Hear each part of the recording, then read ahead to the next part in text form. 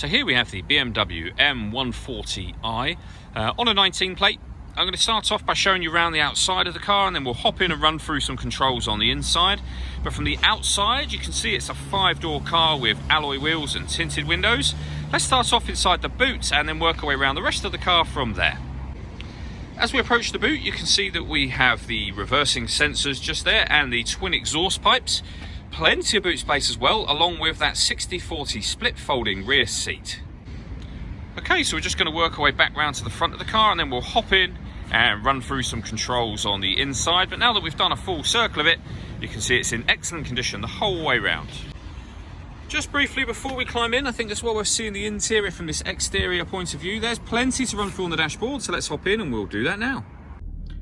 Okay, now that we're inside the car, we're going to start with the dials. On the right hand side we have the rev counter, and on the left hand side the speedometer and fuel gauge. In the middle you can see the total miles for this car, which are 3,420. You can change information that's displayed above that by using a button on the end of the indicator stalk for various different bits of trip computer information, or the digital readout for the speedometer that you see being displayed now. If we back out to the steering wheel, on the left hand side we have a speed limiter, and on the right hand side stereo and phone controls, including voice activation for the phone. We've also got these minus and plus paddles. That is so that you can change gear manually with this automatic gearbox. Over in the centre we have BMW's business nav. So all of the movements I'm making on this satellite navigation system, or on this screen in general, they're all being done using the Idrive system, which is essentially this dial, these buttons as well, but mainly the dial. You can twist it to select things, you can push it down.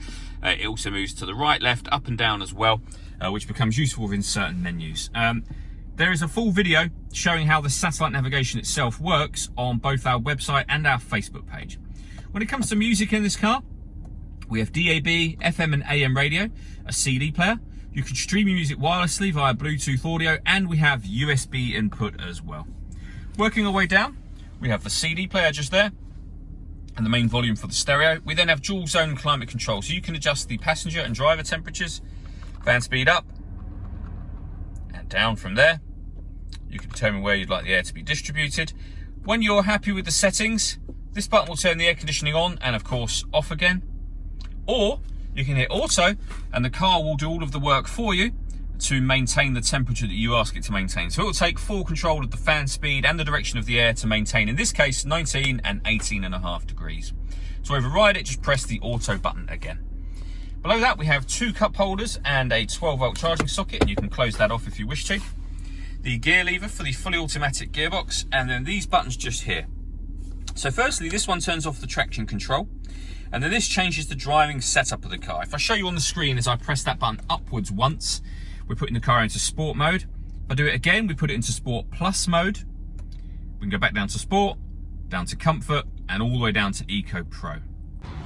All that leaves me to say is thank you for taking the time to watch this video. If you'd like to come and see the car in person and have a test drive, please feel free to call any of our MJA sites. We'd love to hear from you soon.